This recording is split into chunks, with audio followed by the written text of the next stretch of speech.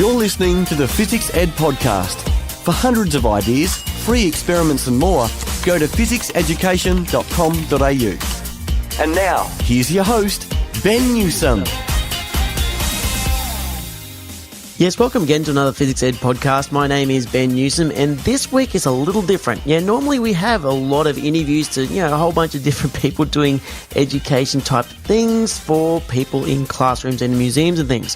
However, this time, it's all about what happened at last weekend's Innovation Games. Now, the Innovation Games is a new thing. It was put on by Sydney Olympic Park, together with National Science Week and Inspiring Australia support, and a number of our partners like Samsung and NRMA and so forth, for a genuinely large public festival. We're talking about 4,000, maybe even 5,000 people attending a STEM festival on the last week of Science Week. And oh boy, it certainly was very, very busy. We had drones, we had talks about zombies, we had talk about liquid nitrogen, all sorts of stuff. And so this means that the audio you're going to hear is going to be a little bit gritty. It's going to be live in the middle of a festival with all sorts of families doing all sorts of science stuff. But it's worth your time because it'll give you a bit of an idea about what different people have been doing. Now, I would have loved to have collected all the audio that we actually recorded, but the issue is, of course, in a live event like this, you got people shouting over the microphone. We actually were, when you'll actually hear it, you'll hear me, I'm talking actually not just to yourself listening in the podcast, but I was actually projecting onto a large screen, the big screen in the middle of Sydney Olympic Park, which meant we had a bit of fun trying to make sure we could position the microphone in amongst the big TV camera as well. But it certainly was a lot of fun. Now, to give you a heads up, there were lots of people involved. We had Young Scientists of Australia, we had the Children's Discovery Museum, we had EcoHort, we had the Royal Botanic Garden Seed Bank, we had Cleanaway, we had Rock and Crystals, we had this cool totally autonomous car held by NRMA, and there was another car which is built, an electric car by Ownboy. We had the Sydney Olympic Park Authority's ecology and heritage teams there. We had physics education doing stuff. UTS Graduate School of Health. I mean, the list just keeps going on. There was augmented reality, thanks for Rob McTaggart. There was Marama Indigenous Youth. You get it. There was a whole bunch of things going on. Dr. Cameron Webb dropped by to talk about mozzies and, public health. We had Kelly Simpson talking about zombies. Seriously, zombies and epidemiology and using the maths behind that. Dr. Carl popped in and talked about everything from astronomy through to belly button fluff. Seriously, he really did.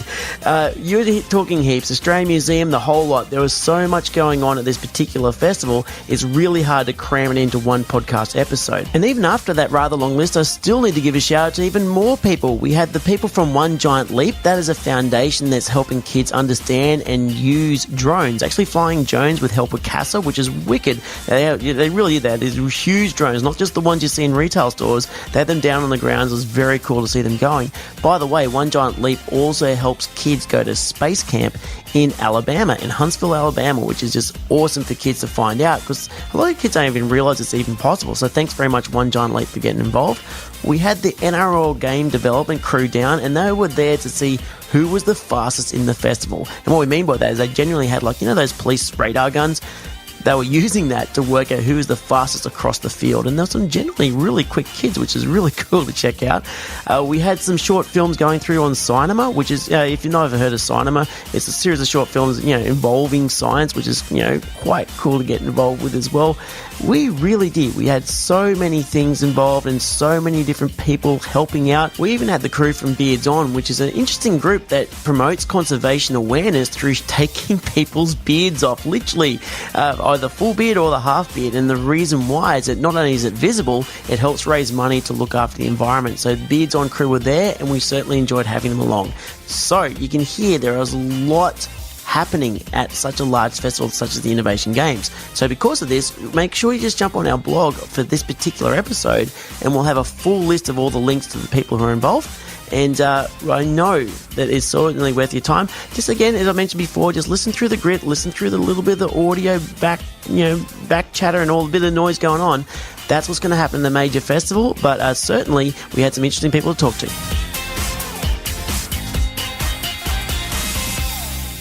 This is the Physics Ed Podcast.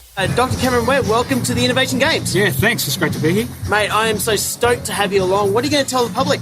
We're going to explain a little bit about the science behind mosquito bites. And so even though it's in the middle of winter, it'll be great to sort of share why mosquitoes bite and how they find people to bite and how people react to mosquito bites. I was actually having a chat with some people just around the corner. They were talking about, oh my gosh, one of my friends has dengue fever and we're going to Africa soon. What should we do? You must get questions like this all the time. Yeah, and that's okay because I don't mind sharing tips and tricks on avoiding mosquito bites for people. It doesn't matter whether they're having a holiday up and down the coast in Australia every summer or they're travelling overseas to Bali or other exotic destinations. Protecting yourself from mosquito bites is the best way to prevent mosquito-borne disease. Fantastic. Now, this is the Innovation Games. That means it's all about innovation and what's coming up in the future. So I just have to ask, in your world, what is coming up? What do you know is down the pipeline? Yeah, there's some fantastic innovations when it comes to mosquito control. So hundreds of years ago, we used to drain swamps and pour chemicals onto our wetlands to kill mosquitoes. But now we're much more mindful of the environment and we're looking at ways that we can control mosquitoes or maybe even stop them from spreading the pathogens that cause disease without relying on insecticides. And so things like genetic modification or the introduction of pathogens or parasites into the mosquitoes is a really clever way to do it. And so we're going to see more and more of that in the years ahead. Look, they're so excited to it. Now, you're due on stage in 3 minutes' time, so I can't hold you up. Look, much appreciated and enjoy the afternoon. Thanks very much for having me. See ya.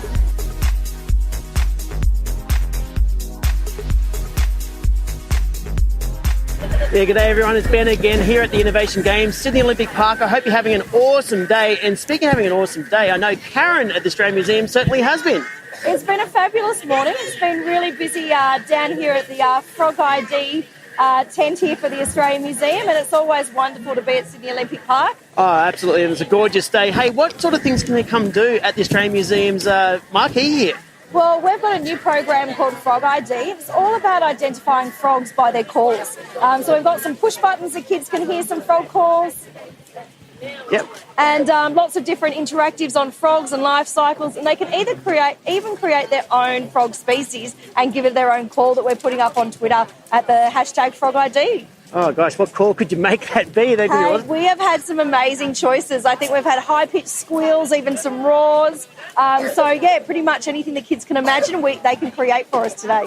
So there you go. So we've got Dr. Cameron Webb talking about mozzies down on stage, and we've got people like Karen Player talking about frogs up here. It's a great day here at Innovation Games.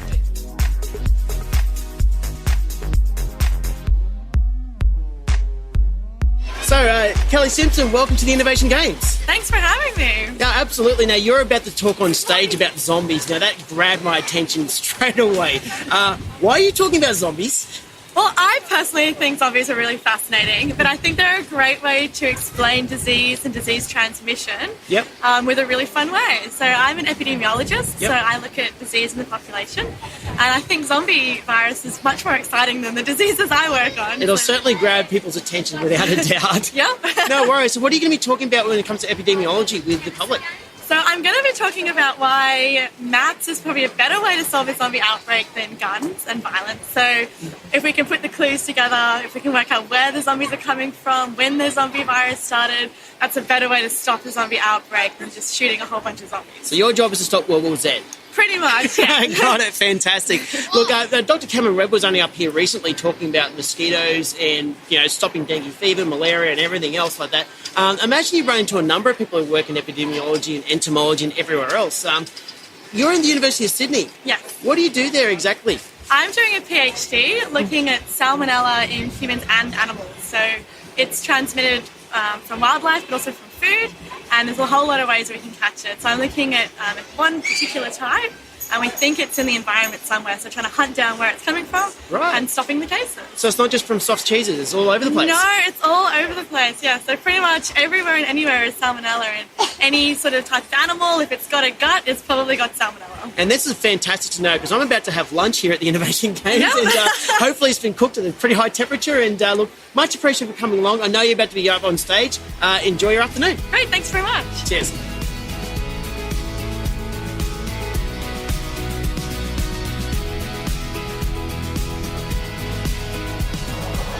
Yes, welcome again to the Innovation Games. I hope you've been having an awesome National Science Week. And speaking of an awesome National Science Week, I know you've had. I sure have. Totally have. Look, we're down here with Own Boy. Tell me, Own Boy. Now, I'm a science teacher. I know what Own Boy is about. But I've had a few people ask me, what is OHM all about when it comes to Own Boy? Well, ohms is sort of a measure of electrical resistance, so it's a restriction of current, electric motor, electric circuits. I like ohm boy because it sort of correlates with home boy. So. That certainly works for me. And you have blind all out. I mean, check out this vehicle. I mean, not only is it a number plate, there's certainly some stuff going on in the base. Tell us more about what's going on. I'm part of an association that we've been running since 1973. We convert cars to electric. So this car's been fully made electric with all the petrol gear out, the batteries in there, and a big electric motor. It's really good to drive. It's really good fun. Once you get involved in electric cars, you can't look at petrol cars the same anymore. That must have taken a lot of effort to put together. How long did that take? About a year, on and off. I do it on weekends and stuff like that. The guys down Clark can do it really fast, depending on what sort of car you want to do. And it gets about 150k range. I plug it in at night at the power point, and away I go. Don't have to buy petrol, use breathing power. Good for the environment. It's awesome. What's the most unusual car I've done Mustangs and all sorts of stuff, but a little smart car, this smart car we did was really hard because of the electronics and stuff like that. We had to trick it into thinking it still had a petrol motor, and once we got around all that, it was a real challenge, but a lot of very rewarding when it was done in the end. Awesome. Now, people have got this to do here as well. What are they doing that? I've got about all the components from electric motors, all the stuff for the cars, the different battery technology. Things are changing really fast. Certainly is, and we see a number of things again. What are we looking at on the screen right now? So the controllers, the motors, the red button things that get a lot of interest. People love pushing that. All the different battery technologies, the big DC motor up the end there, showing how you can make power by turning the motor. And all about the car plug-ins and how long we're going for. That's fantastic. And so if people want to get involved, you can plug what they need to do. Just Google the Australian Vehicle Association, where National Cars have got branches in every state. There's lots of stuff on the internet about electric cars. Innovation doesn't have to be now. That's right, yeah. Well, so you talk about you can't miss it. It's a wide band filled with a whole bunch of interesting stuff. Look, I hope you're having a top time at the Innovation Games. We'll catch you soon.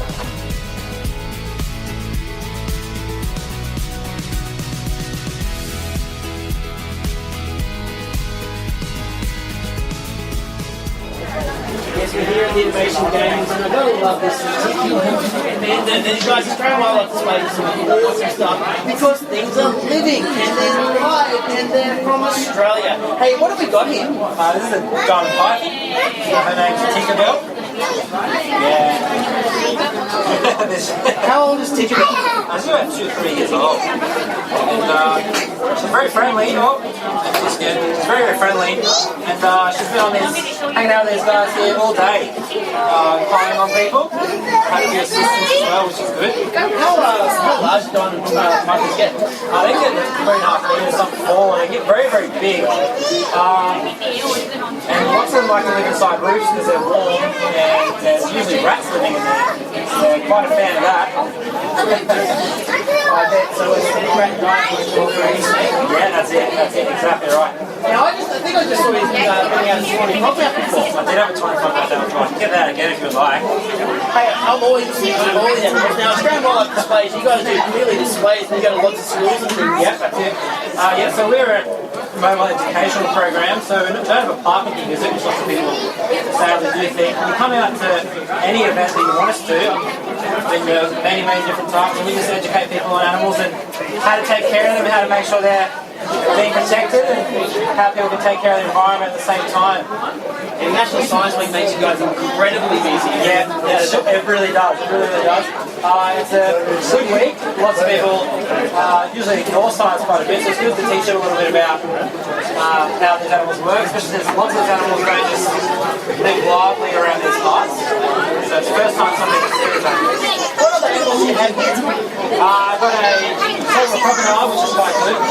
Got a few lizards and a turtle. I've got a possum, frog, and my favourite, I've got Sydney the goanna. Fantastic. Speaking of naming animals, the last software club I made was called Fluffy. I don't know, Fluffy and a half chomper. Yeah, so different one. Not as a good name, but definitely this area. Oh, there we go. Say hello. Look, obviously you can see the kids are loving it here.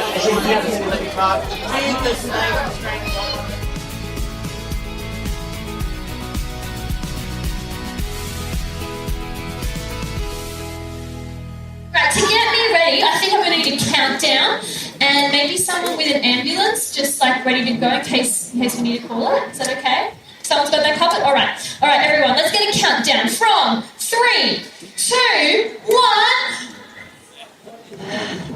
Ta-da! I'm okay. I'm sitting on the world's most dangerous chair made of 194 nails. And I'm okay. What do you think's going on? Yes. Oh.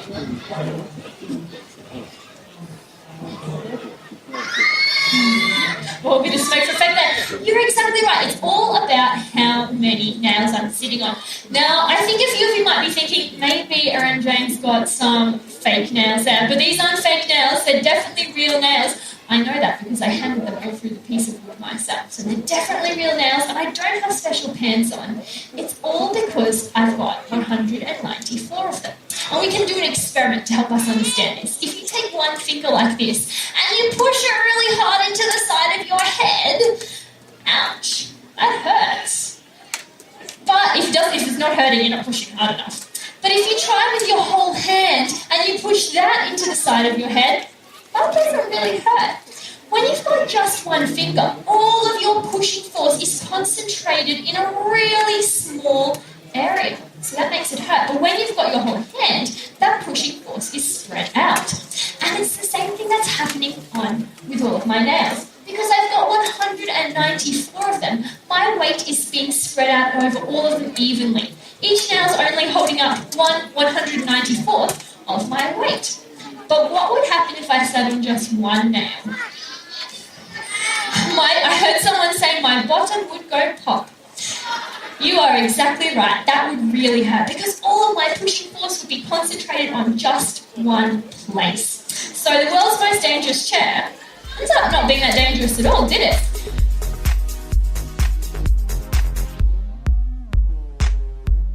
We even had the crew from Beards On, which is an interesting group that promotes conservation awareness through taking people's beards off, literally, either full beard or the half beard. And the reason why is that not only is it visible, it helps raise money to look after the environment. So the Beards On crew were there, and we certainly enjoyed having them along. So you can hear there is a lot happening at such a large festival such as the Innovation Games. So because of this, make sure you just jump on our blog for this particular episode, and we'll have a full list of all the links to the people who are involved. And I know that it's certainly worth your time. Just again, as I mentioned before, just listen through the grit, listen through the little bit of the audio back chatter and all the bit of noise going on. That's what's going to happen in the major festival. But certainly we had some interesting people to talk to.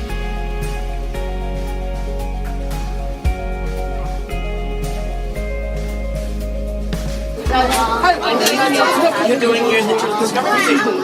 We've got the Little Bang Discovery Club Festival Edition happening, where the children will be scientists, so they can make a collection, they can do some measuring, and they can do some experimenting. And I love what Little Bang Discovery Club does. It is aimed at 3 to 5 year olds, right? It is, but we also find it's very popular with primary school children as well. I mean, who doesn't love a tornado in a bottle? And I can see there's pin art, there's magnifiers, there's x-rays. Hey, you guys do a lot of stuff now. Who do you mainly work with? We do a lot of work in community libraries, so we're bringing science to the community in their local library. Fantastic. So, with the Innovation Games, what made you go, you know what, we've just got to be here and get there? Well, we just saw that this was going to be such a great fun day, and so we thought that we wanted to be there. And who doesn't like playing with toys, let's be honest. I mean, we're surrounded by kids doing stuff. They don't care we're on camera, they just want to play with fun stuff. Yeah, well, scientific mosquito is in this. I totally agree. Hey, I'm having a top time at the Innovation Games. Definitely go check out the yellow stand, yellow and orange stand at the Children's Discovery Museum. There's a lot to see here, lots to do, and certainly a lot to get involved in the local library as well.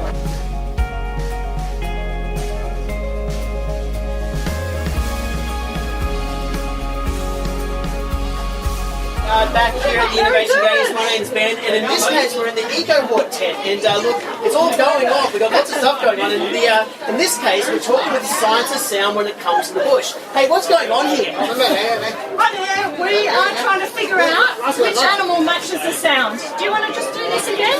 Press this one, number 6, which do you reckon? Can you hear it? Let's listen. Okay, which animal do you think it belongs to? You can play back at home here. That's right. That's the sound of a sugar glider. And that's one of the things that we're doing today. We're learning about science and how we can find animals in the bush. Because what about little microbats? Do they make a sound we can hear, the little bats?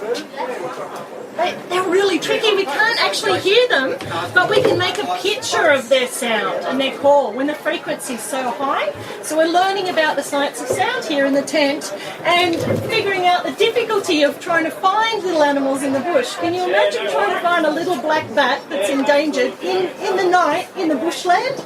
It's really, really tricky. So using a bat detector and using sound, we can find them and we can help to manage the bushland and look after the bushland. So it's really, really good. Oh look, we've got snakeskin coming out as well. Yeah, check that out. Also, bubble wrap like. Now, are we looking at python skin or are we looking at something that is a little bit more venomous? What are we looking at? That's the trick there. You actually have to have a look at the belly. So on the back, that's the back of the snake. And on the belly, can you see what shape is the belly pattern? It's got round circles. Round circles means it's from a python. If it was stripy, it'd be from a venomous snake. So we're pretty happy this is a friendly snake. In fact, this is from a children's python. Would you like it? What do you think it feels like? Soft. Do you think it's quite soft? It's the same as our hair and our nails. It's keratin. So they shed their skin, and then we can at least know which snakes are around our houses and in the bushland.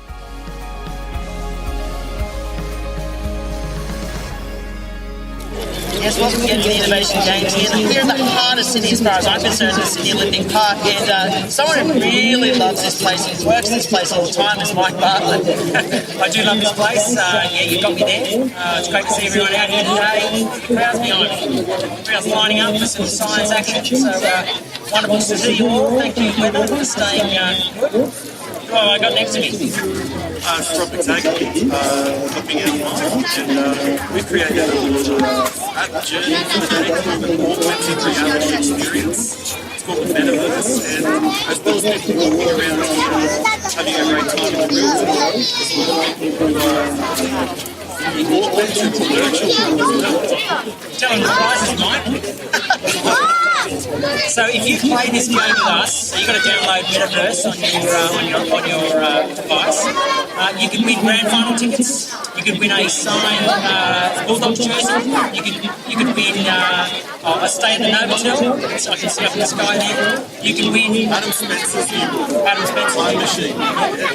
So plenty of prizes to win, golden ticket kind of stuff. But you need to play to win essentially. So if you need to know any more info, you see us walking around the place. We can put you onto it.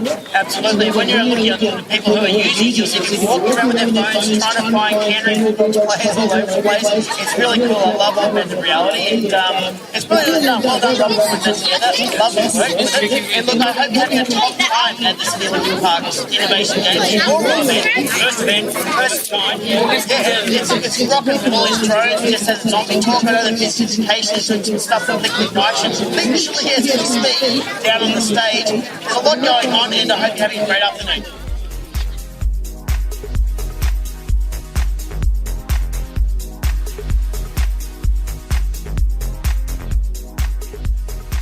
Yes, I hope you're having a fantastic time at the Innovation Games. How good was Dr. Carl with his chats?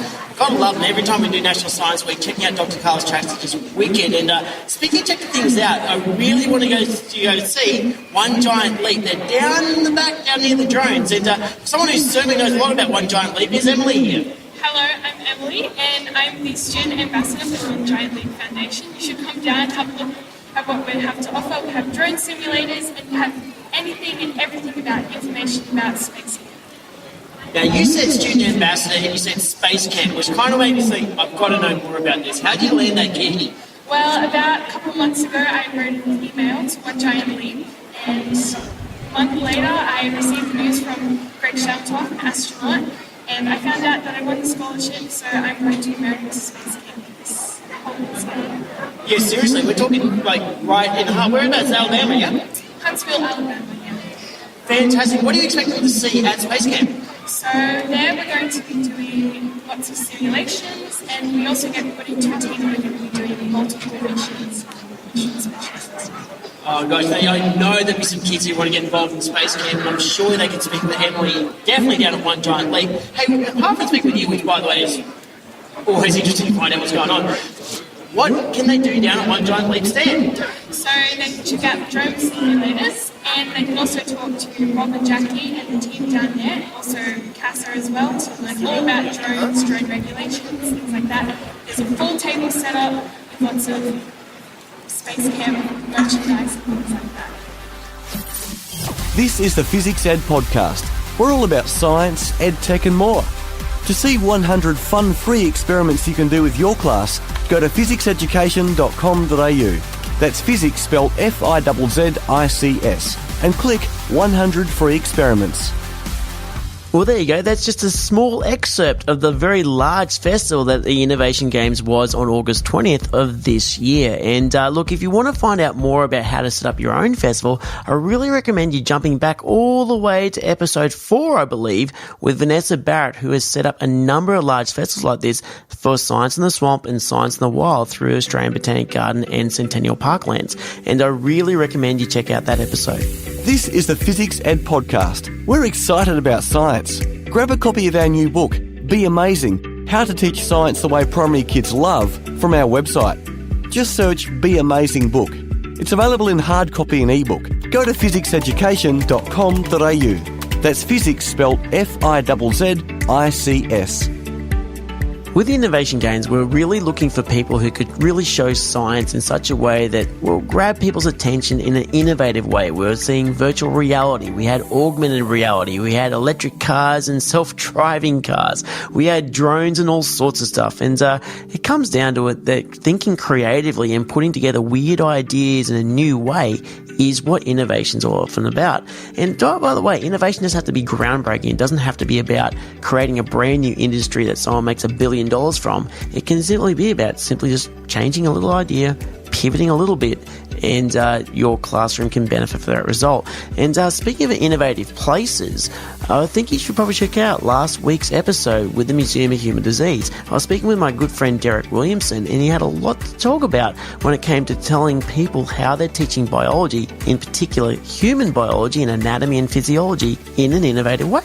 So we've just started a student project here, 3D imaging specimens. It's a small project at the moment, but the idea will be that we will 3D image a bundle of our specimens, and then we're putting in a virtual reality studio in the back of the museum where we will then look at how we interpret these sorts of things and how we can bring other virtual reality in from across the university and kind of add to it with augmented reality within the museum space.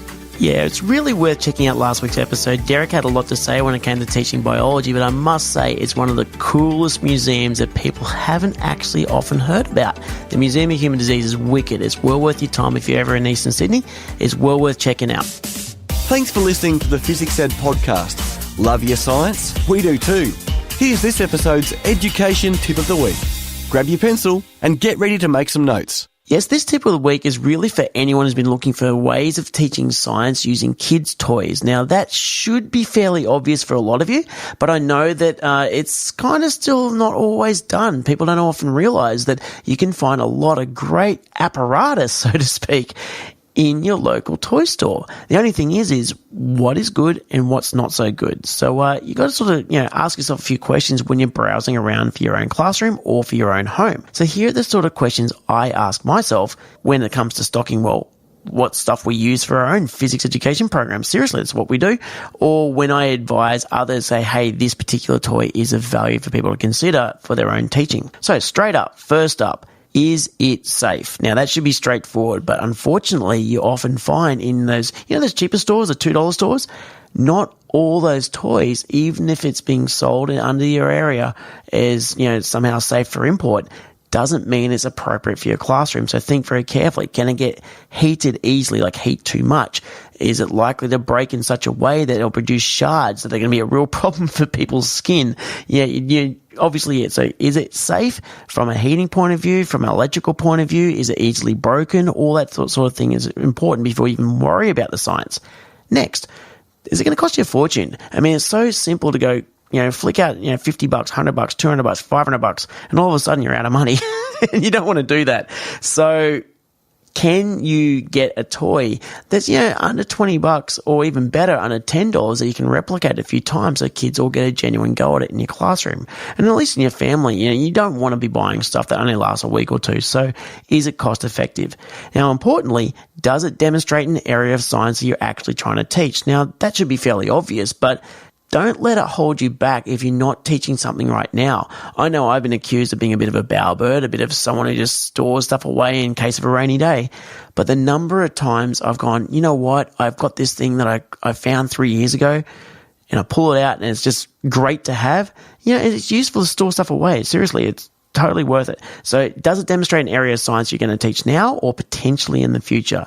And finally, can students see and describe how the toy actually works from a scientific point of view? How can they apply Newton's laws? Can they see the conservation of energy being applied? Can they see how the circuits works and how energy is flowing around? Can they test that? It really comes down to, rather than just looking for toys that might sell a particular character of the month that everyone wants to have on their toy, what does it show the kids? And so that's my tips. That's certainly, I'd love to hear what your tips are when it comes to getting educational toys working in your classroom. So drop us a line, throw some information onto iTunes or whatever you're using to catch your podcast. I do certainly read them, or throw it down on our blog on our website. I'd love to know what you think. Thanks for listening to the Fizzics Ed podcast. Sign up now for our fortnightly email newsletter. It's loaded with details on new experiments you can do, STEM teaching articles, new gadgets, exclusive offers and upcoming events. Go to physicseducation.com.au. Scroll to the bottom and add your email. And that brings us to the end of yet another Physics Ed podcast. Hey, thank you for hanging around, especially when it's a little bit loud, a little bit quiet at times, a little bit gritty, a little bit noisy, and everything in between at such a vibrant festival as the Invention Games generally are. I know it was a little bit harder to hear through on some of those interviews, but it's worth listening to some of these people, especially when their heart is in the right place when it comes to STEM education. Hey, next week, we're speaking with Jackie Slaviro and Emily Rosank from One Giant Leap. That's the crew that are bringing kids from Australia into Huntsville, Alabama for Space Camp, and I know you'll enjoy that episode. And hey, until next time, as always, may your science lessons be fun. Please make them as informative as possible and grab your students' imagination. You've been listening to me, Ben Newsom from Physics Education, and of course, you've been listening to the Physics Ed podcast. Bye for now. You've been listening to another Physics Ed podcast. We're excited about science. Subscribe to us on iTunes to download the next episode as soon as it's released. And don't forget, for hundreds of ideas, free experiments, our new Be Amazing book and more, go to physicseducation.com.au.